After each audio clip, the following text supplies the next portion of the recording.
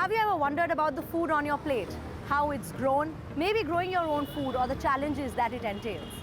I'm Sadhika Tiwari and I keep thinking about several such things. And you're watching Eco India, where we will explore these questions and much more. So join me on this journey through farms, forests and factories.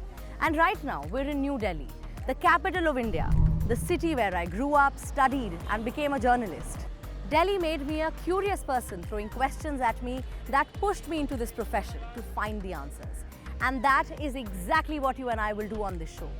We will dig deeper and chase the details about our environment, how it's changing, what are the solutions and much more from across India and Europe. Let's start this journey with something that you've probably driven past if you've been to Delhi. A tall mountain of garbage, the Bhalswa landfill that sustains thousands of rack pickers across the city. Have you ever thought about the lives of these rack pickers who live here? Of course, their lives are rife with struggles, but things are changing for the better, at least for a few of them.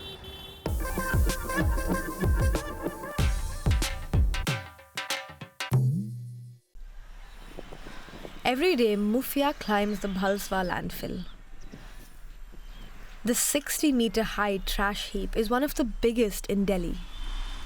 Mufia is looking for objects that she might be able to sell for extra income.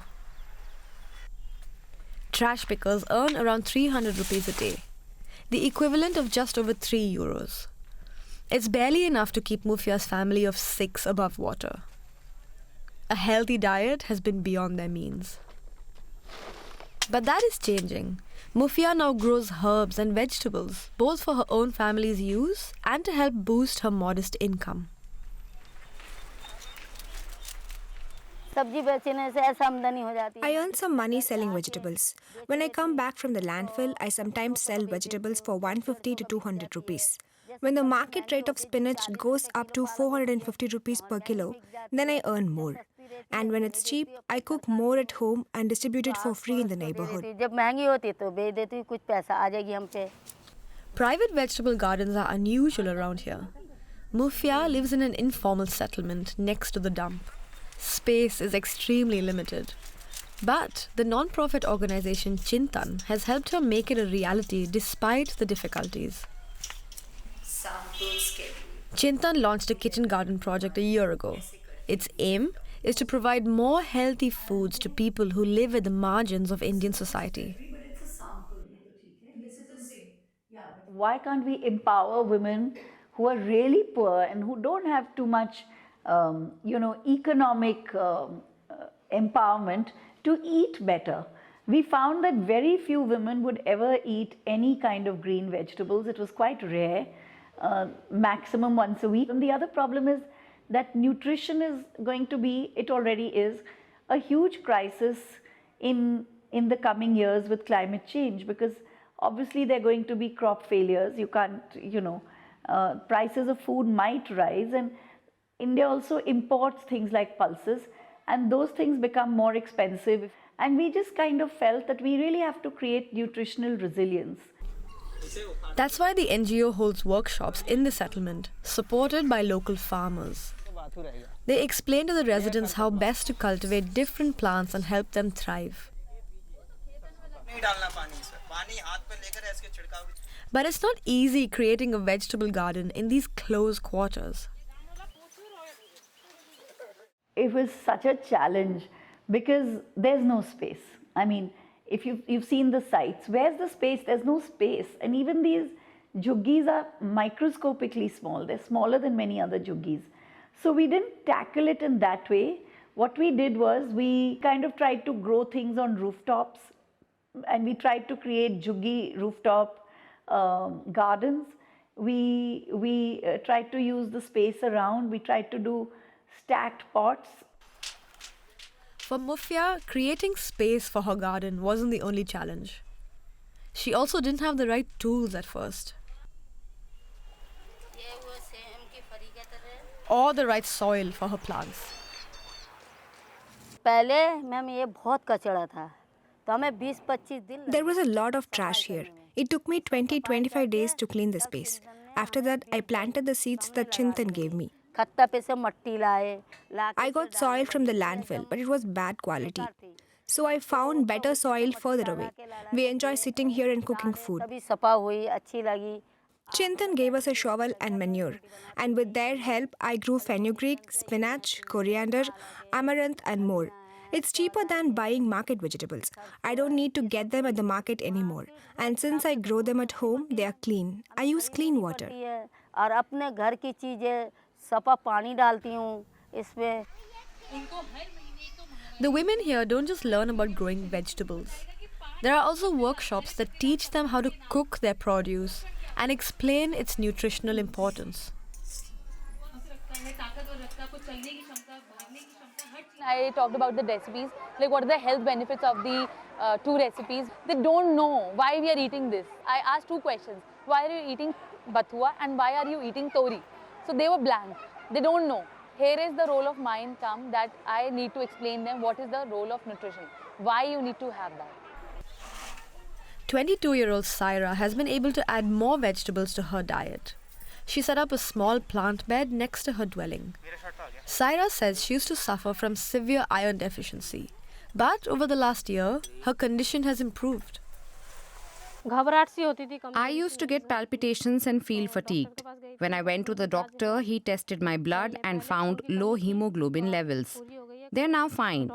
The doctor told me to eat green, leafy vegetables. I got pots and trainings and started growing food. I enjoy eating it. It is good for my body.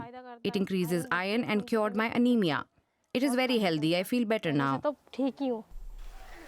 Despite India's fast-growing economy, malnutrition remains a big problem, especially among the poor. Mufia now knows that she has to eat fresh vegetables regularly if her body is to get enough vitamins and minerals.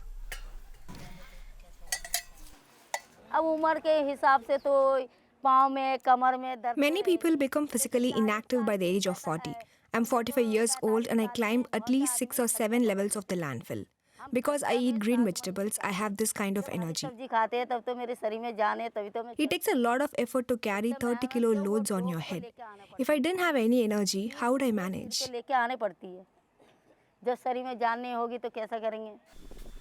Much of Delhi's solid waste is collected by waste pickers.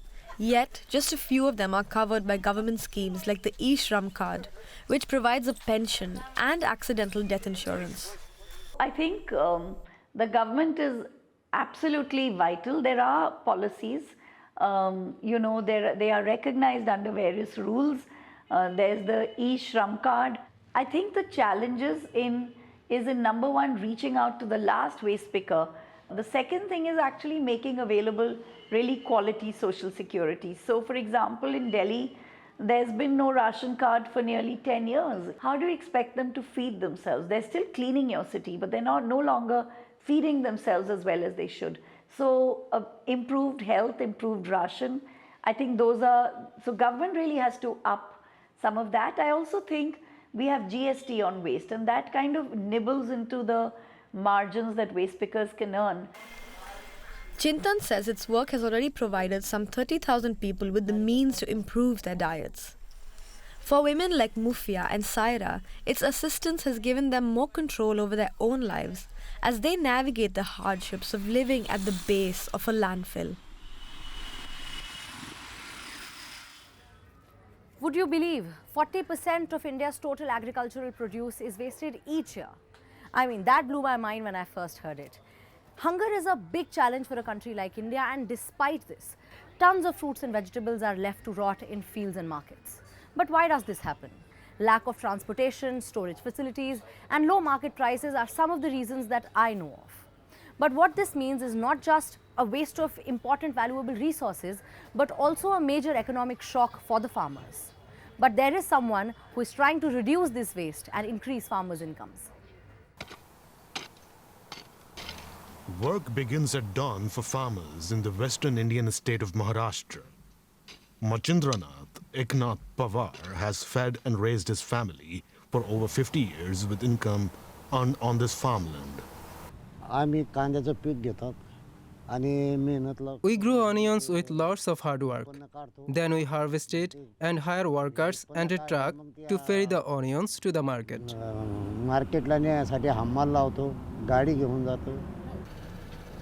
Pawar is heading out to try to sell his winter onion harvest at the agricultural market, or mandi, in Aurangabad, 45 kilometers from his village. When he arrives, he finds that a glut of onion stock has crashed the prices. The few buyers he finds offer 3 rupees a kilo, a loss of 90% for Pawar. Farmers, angered by low prices, often dump their goods at the markets in protest. But Pawar brings the unsold onions back to his farm to use as fertilizer. I kept waiting for a better price, but then traders said these onions are too damaged to buy. So I got them back and we'll have to throw them away. That's a loss of 50,000 for me on the whole crop. In the absence of refrigeration, many farmers of perishable agricultural produce are often stuck between waiting for the right market price and fast degrading crops. Vittal Shankar Pawar grows tomatoes, a crop that spoils even quicker than onions. There is a lot of supply in the market and the tomatoes do not last too long when they are lying around in crates, so we often have to throw it all away. Experts estimate that 1 in every 10 kilograms of tomatoes grown in India is lost in the supply chain. In nearby Gadana village, they are trying to turn this nationwide problem into an opportunity. Women from the village and their families have come together to celebrate the start of a food processing cooperative. This has been launched in collaboration with the company S4S Technologies. The company's co-founder, Nidhi Pant, is also here. So we first provide them technology, which is a combination of our equipment, solar-powered food processing machines for them to process the B and C grade produce. We also provide them the raw material and access to finance for the equipment for them to process it. And then we provide the market linkage. The company is building a network of small food processing cooperatives run by local women and close to the farms that produce the food. S4S buys unsold agricultural produce directly from the farmers, which allows them to earn at least around 10% of the regular market price for the produce. The dehydration process does not need any electricity or chemicals.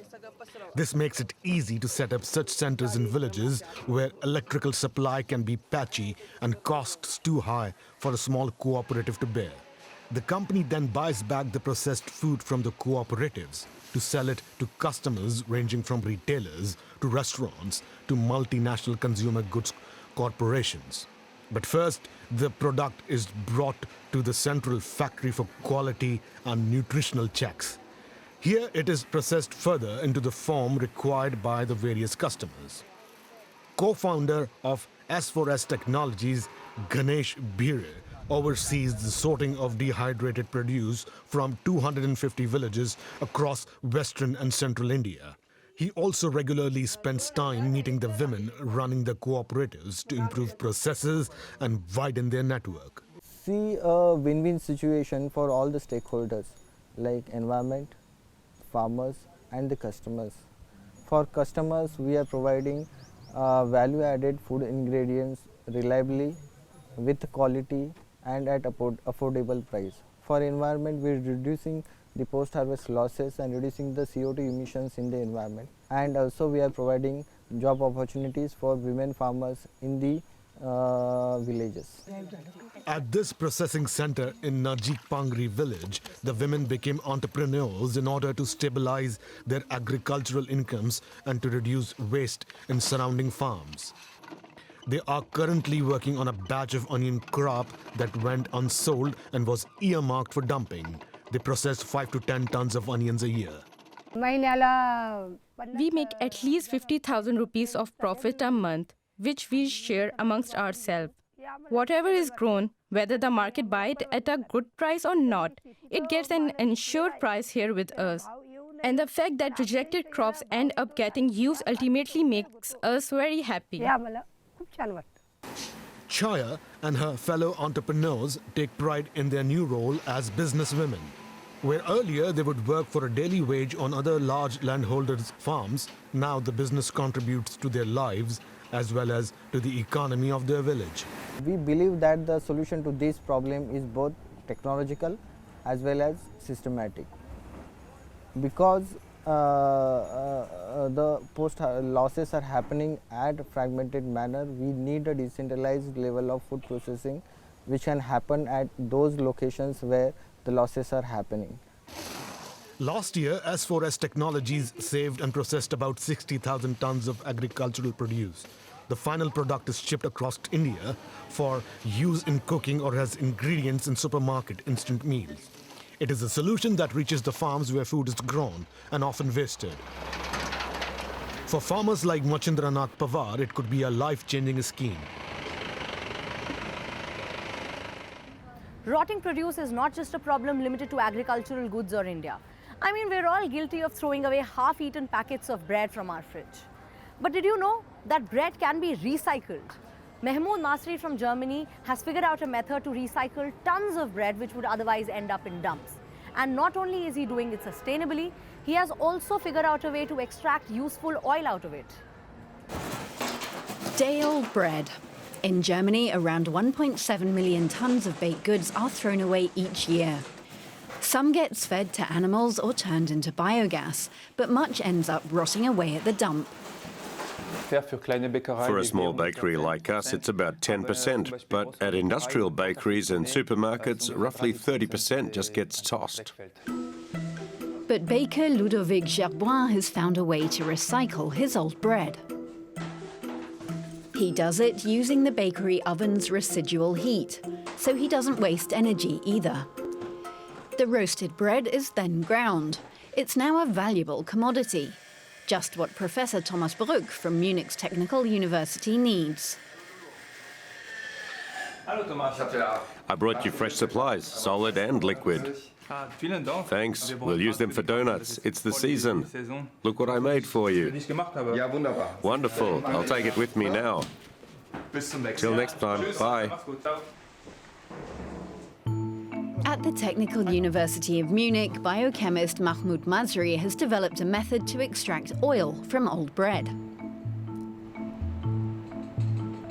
First, the ground bread is mixed with an enzyme that transforms the starch into sugar. Later, special yeast fungi will be added that feed off the sugar. The yeast cell will be small at the beginning, and it's oval shape. When it starts to eating more sugar, it will be more round and accumulating the oil inside some small bodies called lipid bodies. We have now oil. Then the next step will be to destroy that cell wall and get the oil out. People have been employing this method for close to a century, though they needed toxic solvents to access the oil. Then Masri discovered an enzyme that cuts open the cell walls of the yeast. The enzyme derived from a mushroom. This enzyme is completely non-toxic. The goal of his research is to find an eco-friendly alternative to palm oil. It's used in almost every product. Every two products on the shelf, one of them contain palm oil in a certain ingredient. And to find alternatives that cannot affecting or result in deforestation more, that's the main interest of the process. Palm oil is both heat-resistant and inexpensive. Some 77 million tons of it are produced each year. That's what makes palm oil the top-selling vegetable oil on the world market, ahead of soya and rapeseed. But palm oil is only cheap in financial terms. The cost to people and the environment is high. Oil palms mainly grow in tropical regions. There, large swathes of rainforest are chopped down to accommodate them, contributing to climate change. By contrast, land is not required to produce yeast oil. All it takes is a fermentation tank, like the ones used to make beer. And it works with things other than old bread.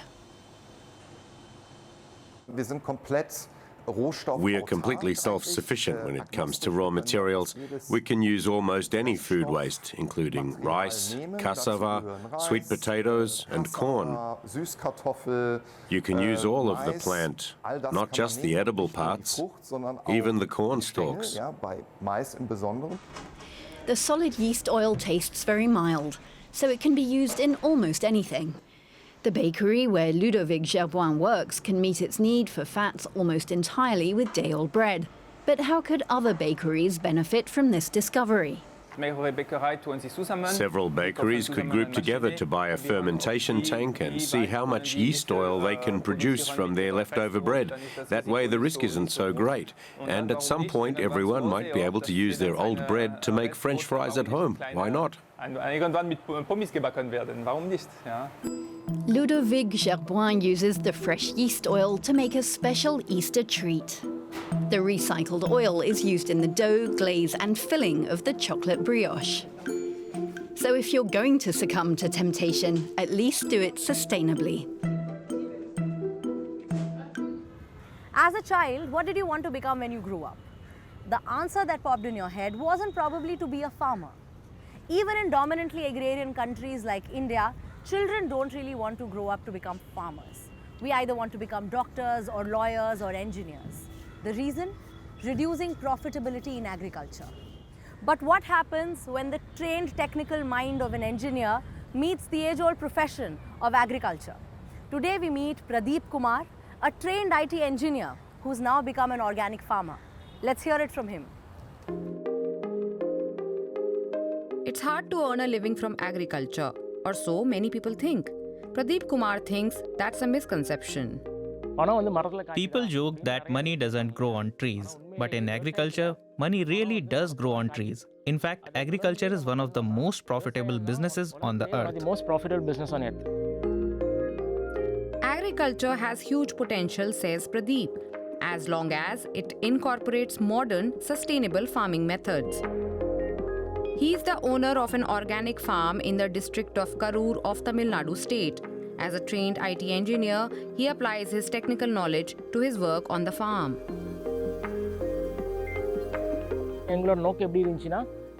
I wanted to create a food forest to produce my own food and live off the grid. Now I combine traditional organic farming with new technologies like farm mechanization, drip irrigation, and automation.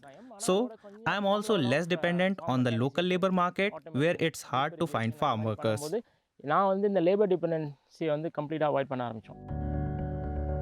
With the help of modern irrigation technology, Pradeep can get a lot of work done in a short amount of time and doesn't need any extra hands. His approach is also good for the environment because water use can be limited to the places it's needed. Farmers in this region use very basic technologies and rely on fed irrigation. But there is a water shortage. Drip irrigation helps cut our water use. The most useful tool is the brush cutter. It's a multi-purpose tool. I can remove weeds all by myself. I don't need anyone else to help. We also have our own seed bank. It's powered by solar energy. We generate 1 kilowatt with our solar panels. 1 kilowatt solar panel போட்டிருக்கோம். Pradeep has also opened a store.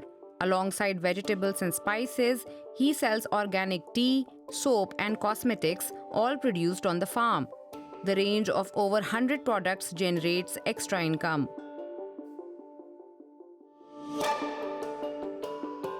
The farm brings in up to 80,000 rupees a month, just over 900 euros. He cultivates a variety of crops so that there is more than one harvest per season. This way, the farm is able to offer a wider range of products. When I started my internship here, I had no basic knowledge about agriculture. I started learning a lot from the first day I joined here. I feel like I can learn in half a day what normally takes a month to learn. Pradeep says organic farming offers attractive career and lifestyle opportunities for young people. His own experience has shown there's a lot of scope for growth. When I first started this, I faced 1,000 challenges and a lot of skepticism. You have to be ready to tackle hurdles. I came from the corporate world and managed, so I have full faith in the younger generation. If I can do it, so can they. இப்போ உள்ள இளைஞர்கள்ட்ட முழு நம்பிக்கை இருக்கு ஆக்சுவலா. என்னால முடிஞ்சுனா அவங்களாலயும் கண்டிப்பா முடியும். Tradition aided by technology. When it comes to organic farming, Pradeep Kumar believes it's a winning combination. I'm sure you liked this episode because I certainly did. I'd love to know what did you like the most about this episode and what would you like to see more of? Let me know. Write to us at ecoindia@dw.com. I hope to keep bringing more such stories to you. I hope you keep enjoying this journey with me. Until then, have a great week. Namaskar.